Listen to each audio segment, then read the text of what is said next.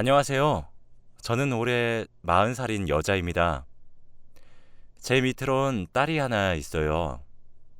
저는 20살부터 약 4년간 연애를 하다가 너무 사랑하는 나머지 24살에 비교적 남들보다 빠르게 결혼을 해서 제 보물 같은 딸을 낳았답니다. 지금 딸이 벌써 15살이네요.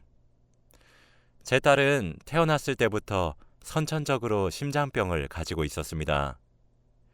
심장에 구멍이 나 있는 심실중격 결손이라는 병이었죠. 딸은 갓난아이일 때부터 생사를 넘나들었습니다.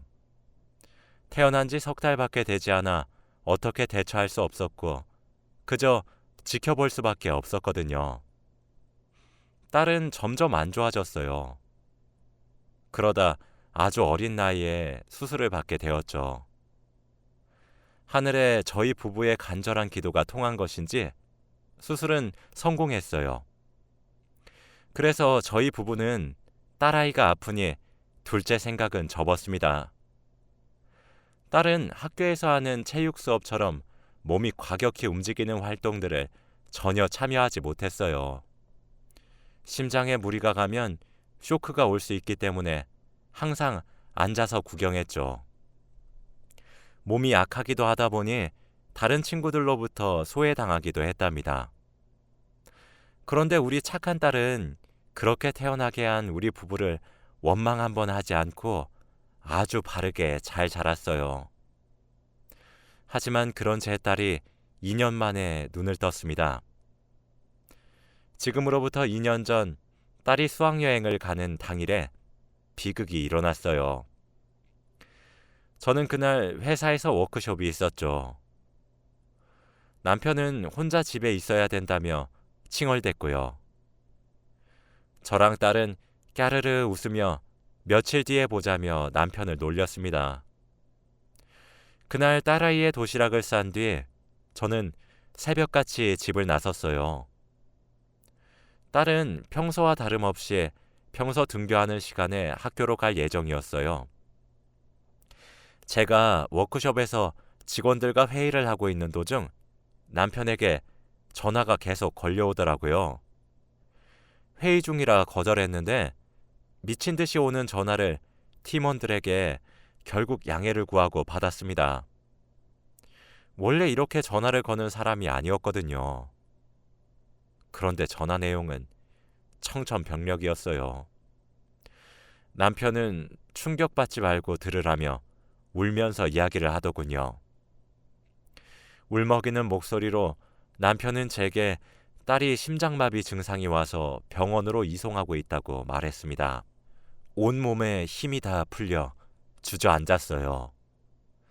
저는 팀원 중 한 명의 부축을 받으며 딸아이가 있는 병원으로 바로 달려갔습니다. 남편은 중환자실 앞에서 고개를 푹 숙이고 계속 울고 있었고 저를 보더니 주저앉더라고요. 자초지종을 들어보니 딸과 남편 둘 다 늦잠을 잤고 부랴부랴 등교를 하던 딸은 제가 싼 도시락을 두고 온 것이 기억나서 집으로 돌아왔다가 갑자기 심장을 부여잡은 채로 바닥에 털썩 쓰러졌다고 합니다. 정말 심장이 쿵 하고 내려앉는 기분이었습니다. 딸은 2주간 혼수 상태가 지속되었고 저희 부부는 미칠 것만 같았죠. 당장이라도 반짝이는 눈으로 저를 바라보며 엄마라고 부를 것만 같았거든요. 그렇게 며칠 후 딸이 눈을 떴다는 소식을 듣고 병원에 부랴부랴 갔습니다. 의사 선생님은 사실 딸이 단순히 눈만 뜬 거고 각성 상태이며 식물인간이 되었다고 하더라고요. 저는 딸의 이름을 부르짖으며 손을 잡았지만 늘상 딸의 귀여운 보조개가 돋보이는 해맑은 웃음과 함께 엄마라고 부르는 꾀꼬리 같은 목소리는 돌아오지 않았습니다. 축 처진 채로 아무런 반응도 보이지 않았어요. 2년 전 그날은 다시 생각해도 정말 악몽 같은 나날의 연속이었죠. 저는 다니던 직장까지 그만두고 딸을 보살폈습니다. 사실 식물인간도 잘 찾아보니 회복 사례들이 정말 많더라고요. 또 식물인간 상태여도 40%는 의식을 보유하고 있다는 것을 알게 되었습니다. 저는 매일 딸의 귓가에 속삭여 주었어요. 너는 일어날 수 있는 아이고 제가 얼마나 사랑하고 있는지 말이죠. 그러지 언제든지 기다려줄 수 있으니 조금만 힘을 내자고 했어요. 제 남편의 고등학교 친구 중 민수 씨라는 한 친구분이 있었습니다. 민수 씨는 부인과 사별했는데 아무래도 남편과 가장 친한 친구고 혼자 살고 있다 보니 저도 안쓰러워서 자주 챙겨 주었거든요. 제 남편은 항상 민수 씨 칭찬을 자주 했어요. 민수 씨는 저희 가족 여행에 동참할 정도로 저희 가족과 각별한 사이였습니다. 제 딸도 민수 씨를 엄청 잘 따랐고요. 민수 씨도 제 딸의 소식을 듣고 병원으로 찾아와 주었습니다. 그리고 함께 슬퍼해 주었죠. 민수 씨는 자식이 없었는데 종종 저희 딸이 본인에게 딸과 같은 존재라고 말하곤 했어요. 그래서 저와 같이 눈물 짓곤 했습니다. 이따금씩 병원에 찾아와서 제게 재수 씨, 오늘 저녁엔 제가 있을 테니 집에 들렀다 와요. 라거나 오늘은 남편과 밖에서 맛있는 저녁이라도 먹고 와요. 라며 제게 숨을 쉴 수 있을 만큼 시간을 주곤 했었습니다. 민수 씨에게 정말 감사하더라고요. 이러다 재수 씨 먼저 죽겠다며 등 떠밀며 조금이라도 쉬게 해주는 민수 씨의 다정함과 배려가 너무 감사했죠. 여느 때와 다르지 않게 여전히 넌 할 수 있다고 딸아이의 귀에 응원을 속삭여주고 있었는데 아이의 손가락이 살짝 꿈틀하며 움직이는 것 같았어요.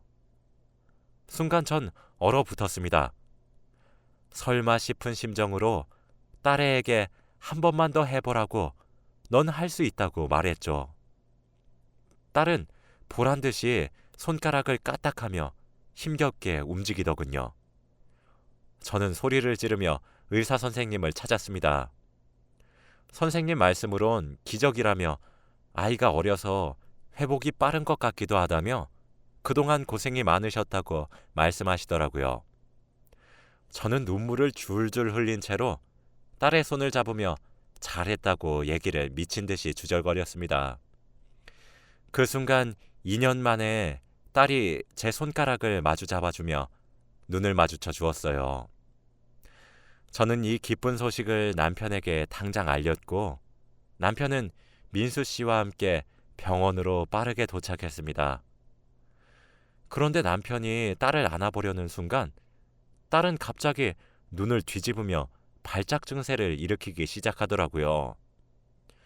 저는 다시 한번 딸을 잃는 것만 같아서 이성을 잃을 것 같았고 긴급히 달려온 간호사에게 대체 왜 이런 거냐고 울며 물어봤죠. 간호사는 2년 만에 의식이 깨어났고 돌아온 지 얼마 되지 않아 너무 많은 자극에 노출되면 아이가 힘들어할 것이라며 안정을 취해야 된다고 했습니다. 저희 세 사람은 딸을 두고 병실을 나왔고 전 또 한 번 가슴을 쓸어내려야 했죠. 딸은 하루가 다르게 회복 속도가 빨랐는데 저는 아이가 아직 어려서 건강해서 그런가 보다 하며 아이를 응원했어요. 처음엔 눈을 마주쳐 오는 것이 기적이었고 그 다음엔 손가락, 발가락을 꿈틀거리는 것도 기적이었습니다. 제 삶에 생기가 돌기 시작했죠. 그런데 아이가 조급해 보였어요. 뭔가에 쫓기다시피 회복을 하려는 느낌이었죠. 아이는 입을 벌리다가도 말하고 싶었는데 원하는 대로 잘 되지 않는 것인지 악에 받쳐 눈물만 소리 없이 주르륵 흘리는 날도 여럿 있었습니다. 저는 그럴 때마다 괜찮아. 우리 천천히 하나씩 하자. 조급하게 할 필요 없고 하나도 급하게 하지 않아도 돼. 천천히 하나씩 해보자. 응? 하며 아이를 달랬어요. 아이는 제 말을 알아듣는 것처럼 눈을 깜빡거리며 입을 움직이려 애썼습니다. 그렇게 몇 달이 지났어요. 어느 날 엄마라는 단어를 어눌하게 발음하기 시작했습니다. 저는 감격스러워서 눈에서 눈물이 멈추지 않았죠. 그러기도 잠깐, 곧이어 저는 경악을 금치 못했습니다. 아이는 아빠라고 어눌하게 말했어요. 그리고 민수라는 단어도 어눌하게 말했죠. 그치만 아빠와 민수 단어들을 말할 때 정말 발작하듯 온몸이 덜덜 떨리더라고요. 저는 감격하다가도 너무 놀래서 아이를 달래며 진정시키려고 했습니다. 그런데 아이의 입에서 나온 말은 충격이었어요. 아빠와 민수 씨가 서로 사랑하고 있다는 말이었거든요. 저는 아빠, 민수, 사랑, 이 세 개의 단어를 더듬거리며 말하길래 우리 딸은 아빠도 사랑하고 민수 아저씨도 사랑하는구나 라고 웃으며 말했는데 아이가 도리지를 치며 경기를 일으키려고 하더군요. 그때부터 이게 지금 심상치 않구나 라는 직감이 들었습니다. 그렇게 장장 4시간 정도 단어만 이용해 말하는 아이에게 들은 내용들은 충격적인 이야기였어요. 아이의 단어 몇 가지로 제가 문장을 추리했죠. 딸이 단어로 더듬거리며 말했던 이야기는 2년 전 딸이 심장마비가 왔던 그날의 이야기였습니다. 수학여행을 앞둔 딸은 제가 들었던 남편의 얘기와는 다르게 너무 설레서 알람이 울리기도 전에 일어나 학교로 갈 준비를 마치고 아빠에게 다녀오겠다고 인사까지 씩씩하게 하고 난 후에 집을 나갔다고 했어요. 그런데 학교를 가는 길에 엄마가 점심에 먹으라고 싸준 김밥 도시락을 두고 온 것이 기억이 나서 걸음을 서둘러 집으로 도착했는데 현관에 익숙한 남자 구두가 놓여져 있었대요.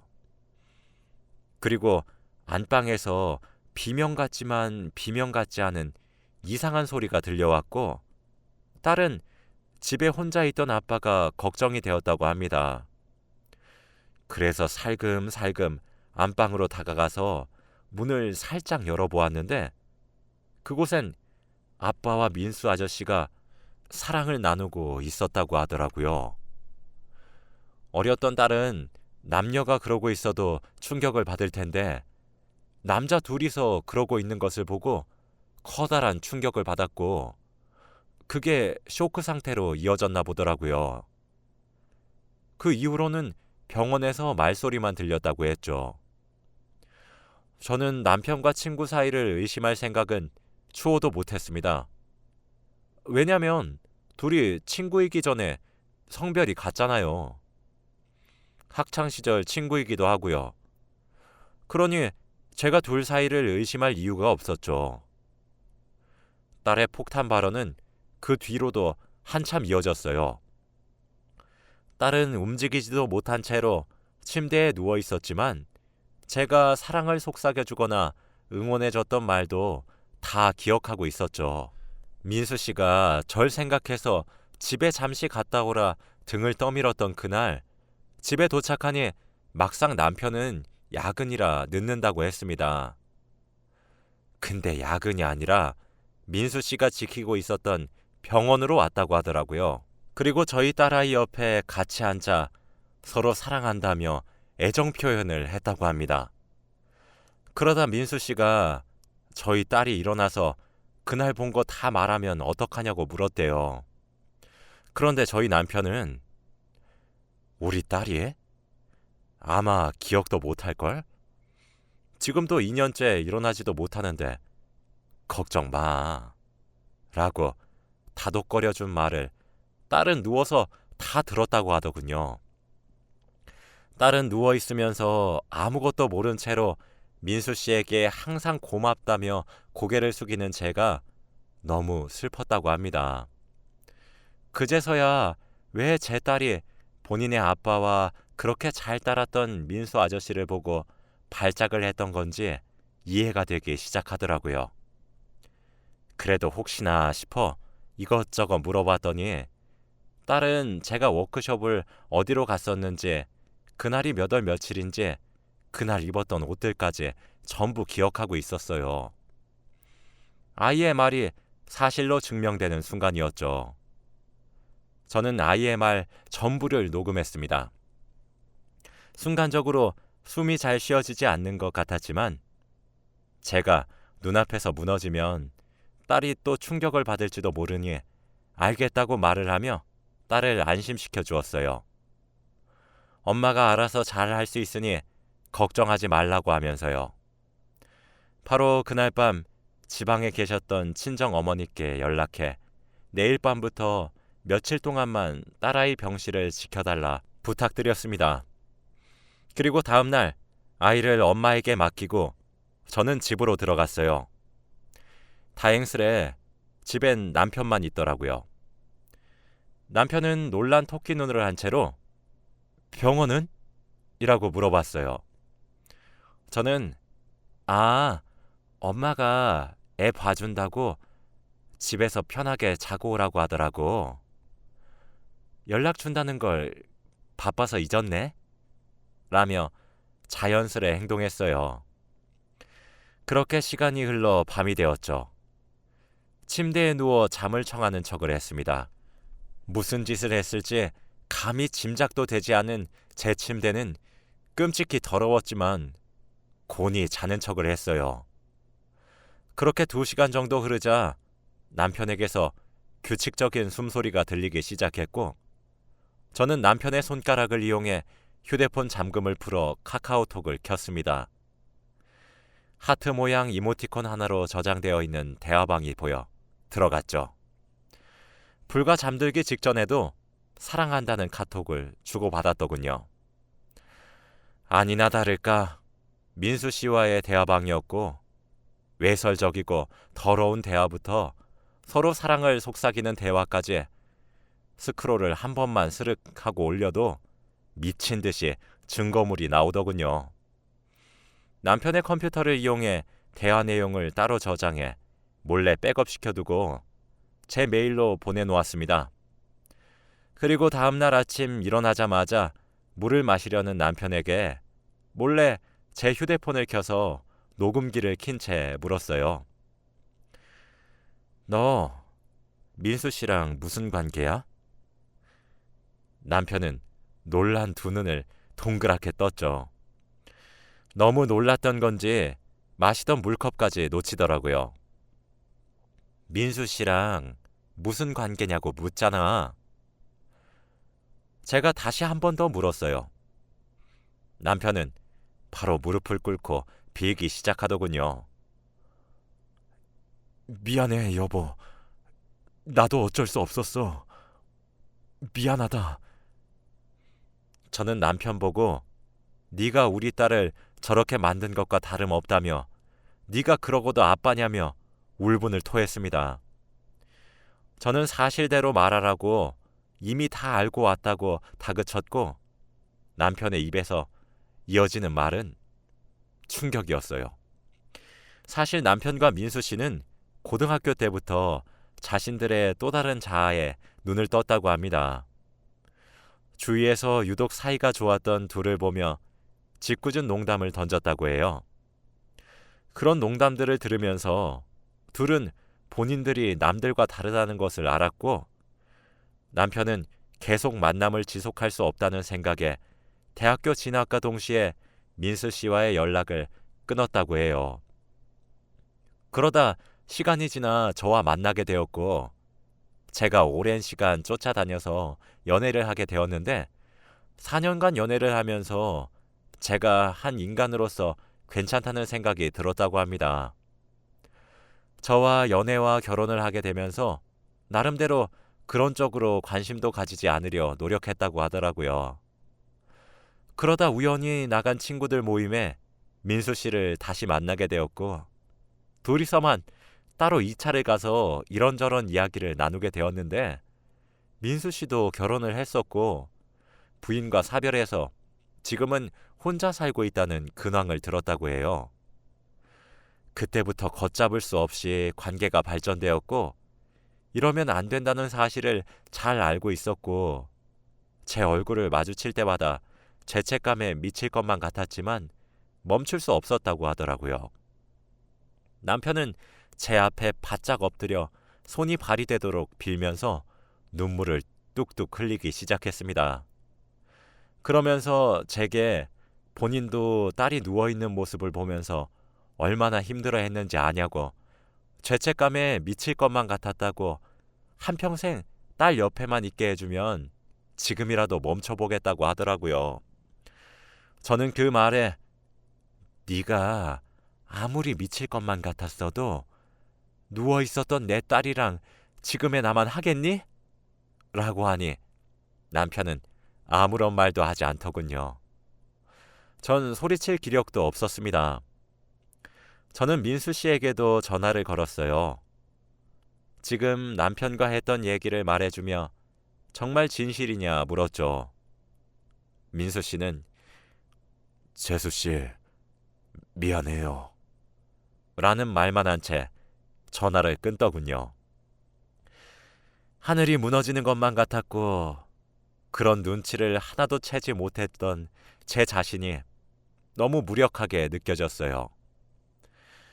그래서 딸이 역겨운 광경을 보게 된 것만 같았죠. 차라리 미치는 게 낫겠다 싶더라고요. 저는 그 이후로 소송을 바로 준비했습니다. 준비하는 과정에서 알게 된 사실은 그동안 남편이 출장이라 집을 비웠던 수많은 날들은 항상 민수 씨와 함께 했던 날들이란 사실 또한 알게 되었죠. 딸의 곁을 지키는 저를 두고 출장을 떠나는 남편은 항상 제게 미안하다고 했습니다.